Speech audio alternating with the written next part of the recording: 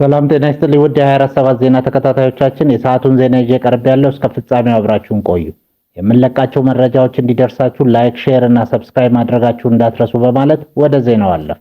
ትራምፕ የሆርሙዝ ሰርጥ በአሜሪካና በኢራን የጋራ ቁጥጥር ስር እንደሚሆን ገለጹ። የአሜሪካው ፕሬዝዳንት ዶናልድ ትራምፕ ስልታዊ ጠቀሜታ ያለው የሆርሙዝ የባህር መስመር በቅርቡ እንደሚከፈትና በአሜሪካና በኢራን የጋራ ቁጥጥር ስር እንደሚሆን አስታወቁ። ፕሬዝዳንቱ ለሲኤንኤን በሰጡት መግለጫ ከኢራን ወገን ጋር እየተደረገ ያለው ድርድር በጥሩ ሁኔታ ከቀጠለ መንገዱ በፍጥነት ክፍት እንደሚሆን ገልጸዋል። ይህ እርምጃ በኢራን ውስጥ የሚታየው የአገዛዝ ለውጥ አካል መሆኑን የጠቆሙት ትራምፕ በድርድሩ ወቅት ያገኛቸው የኢራን ተወካዮች ምክንያታዊና ጠንካራ ሰዎች መሆናቸውን ገልጸዋል። ምንም እንኳን ቀደም ሲል በኢራን የኃይል ማመንጫዎች ላይ የታሰቡ ወታደራዊ ጥቃቶች ቢሰረዙም የአገዛዙ ለውጥ በሂደት ላይ መሆኑንና ይህም ለቀጣይ ሰላማዊ ግንኙነት መንገድ እንደሚከፍት አመልክተዋል። ዶናልድ ትራምፕ ከአሜሪካ ጋር እየተደረገ ስላለው ድርድር የደወሉት ኢራኖች እንጂ እኔ አይደለሁም ሲሉ ተናግረዋል። ቴህራን ንግግር እያደረግን አይደለም በማለት ብታስተባብልም ትራምፕ ግን ከኢራን ከፍተኛ አመራሮች ጋር እስከ እሁድ ምሽት ድርድር ሲካሄድ እንደነበር ገልጸዋል። በዚህ ንግግር ውስጥ የ15 ነጥብ ስምምነት ላይ ለመድረስ ጥረት እየተደረገ መሆኑንና ኢራን የኒውክሌር መሳሪያ ላለመያዝ መስማማቷን ጠቁመዋል።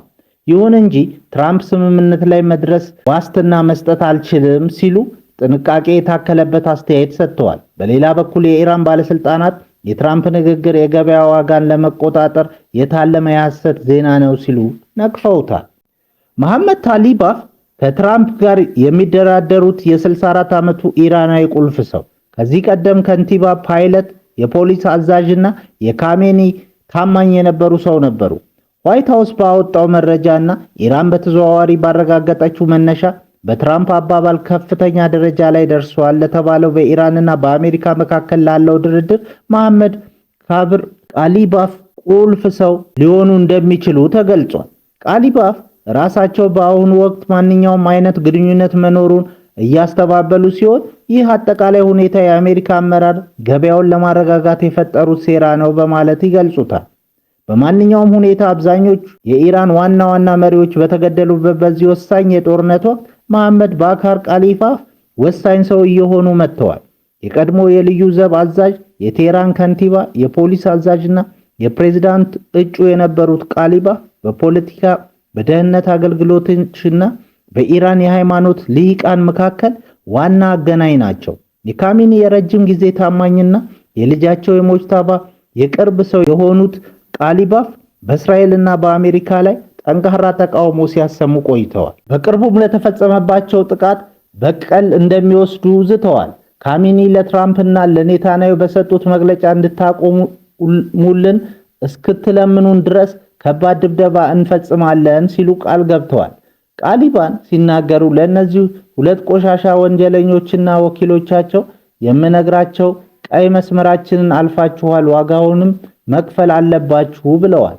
ይህ እሳታማ ንግግር ለኢስላማዊ ሪፐብሊክ ዲሞክራሲያዊ የስልጣን ስርዓት ካላቸው ጽኑ ታማኝነት ጋር የሚጣጣም ነው። ባለፈው ጥር ወር የተቀሰቀሰውን ተቃውሞ ኃይል በመጨፍለቅ ረገድም ተመሳሳይ አቋም አሳይተዋል። ምንም እንኳን ይህን መሰል ጠንካራ ማንነት ቢኖራቸውም ቃሊባፍ ዘመናዊና እውነትን የሚገነዘቡ ሰው በመሆን ስም ገንብተዋል። ለአውሮፓ አቆጣጠር በ2005 በምርጫ ቅስቀሳ ወቅት ከሃይማኖታዊ ምስል ይልቅ ሙያዊ ብቃታቸውን ለማሳወቅ የፓይለት ዩኒፎርም ለብሰው ታይተዋል። እንደ አውሮፓ አቆጣጠር በ1961 በሰሜን ምስራቅ ቶርካቤ ከተማ የተወለዱት ቃሊባፍ መስጊዶች ውስጥ በሚሰጡ ስብከቶች የታነጹ ናቸው። ኢራቅ ኢራንን በወረረች ወቅት የልዩ ዘብ ኃይልን ተቀላቅለዋል። በ3 ዓመታት ውስጥ ወደ ጄኔራልነት ማዕረግ ደርሰዋል። ከጦርነቱ በኋላ የጦር አውሮፕላን ፓይለት በመሆን የሰለጠኑ ሲሆን በመጨረሻም የልዩ ዘብ አየር ኃይል አዛዥ ሆነዋል። በ1999 በተማሪዎች ላይ የተፈጸመውን ደም አፋሳሽ ጭቆና መርተዋል። እንደ ፖሊስ አዛዥነታቸውም ጨካኝ ነበሩ። በ2002 ሰልፈኞች ላይ ተኩስ እንዲከፈት ትዕዛዝ ሰጥተዋል። በሌላ በኩል ደግሞ የፖሊስ ኃይሉን ዩኒፎርም በማዘመን ዘመናዊ ለማስመሰል ሞክረዋል። ካሚኒ በሀገር ውስጥ ተቃውሞና በውጭ የኒውክሌር ጫና ሲወጠሩ እንደ ቃሊባፍ ወደ መሳሰሉ የደህንነት ዘርፍ ሰዎች ዘንበል ብለዋል። ሆኖም በ2005 ለፕሬዝዳንትነት ሲወዳደሩ ካሚኒ በወቅቱ አዲስ ኮከብ ለነበሩት ለአህመድ ኒጃድ ቅድሚያ በመስጠት ቃሊባፍን ትተዋቸው ነበር። ቃሊባፍ በ2013 እና በ2024 ለፕሬዝዳንትነት ቢወዳደሩም አልተሳካላቸውም። ለ12 ዓመታት የቴህራን ከንቲባ በመሆን ያገለገሉ ሲሆን በ2020 ደግሞ የፓርላማ አፈ ጉባኤ በመሆን በኢራን ፖለቲካ ውስጥ ከፍተኛውን ስልጣን ይዘዋል።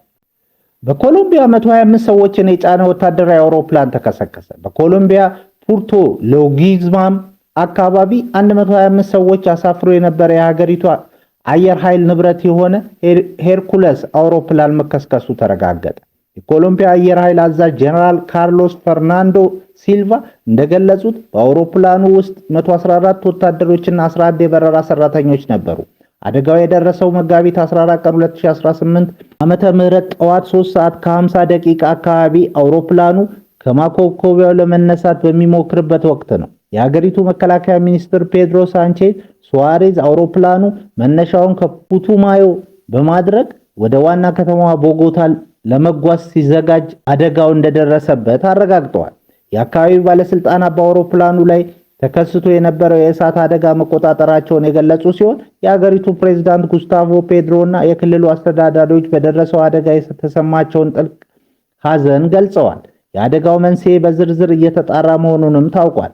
እስካሁን ባለው መረጃ ከ20 በላይ ሰዎች ሲሞቱ 30 ሌሎች ደግሞ ቆስለዋል። ከአውሮፕላኑ ጭነት የተገኙ የባንክ ኖቶች ደግሞ በከተማ ውስጥ ተበታትነው በነዋሪዎችና በጸጥታ ኃይሎች መካከል ግጭት እንዲፈጠር ምክንያት ሆኗል። ዘግየት ብሎ በደረሰ ዜና የሟቾች ቁጥር 66 መድረሱ ተገልጿል። በኩዌት የሚገኙ ጥንዶች የጋብቻ ሰነድ ከፈረሙ 3 ደቂቃ በኋላ ተፋቱ።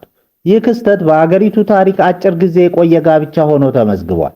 እንደ ዘገባዎች ገለጻ ጥንዶቹ በፍርድ ቤት ተገኝተው የጋብቻ ስምምነታቸውን በፊርማ ካረጋገጡ በኋላ የህንፃው ለመውጣት ሲራመዱ ሙሽራዋ በድንገት ተሰናክላ ትወድቃለች።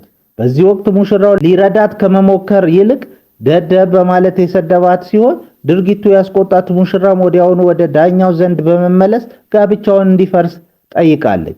ዳኛው የሙሽራዋን ጥያቄ በመቀበል ጋብቻውን ወዲያውኑ እንዲፈርስ የወሰኑ ሲሆን ጥንዶቹ የጋብቻ ሰነዱን በፈረሙ በ3ኛው ደቂቃ ላይ ተለያይተዋል ሲል ዴይሊ ስታር ዘግቧል። በማህበራዊ ሚዲያ አስተያየታቸውን የሰጡ በርካታ ሰዎች የሙሽራዋን ውሳኔ የራሷን ክብር ለማስጠበቅ የወሰደችው ጠንካራ እርምጃ እንደሆነ ገልጸዋል። በቤት ውስጥ መስራት የውልደትን መጠን በከፍተኛ ሁኔታ እየጨመረ ነው ተባለ። ከጀርመን ኢኮኖሚ ምርምር ተቋምና ከስታንፎርድ ዩኒቨርሲቲ የወጣ አዲስ ጥናት እንደሚያመለክተው በቤት ውስጥ ሆኖ መስራት በዓለም አቀፍ ደረጃ የውልደት መጠንን እንደሚጨምር ምክንያት ሆኗል።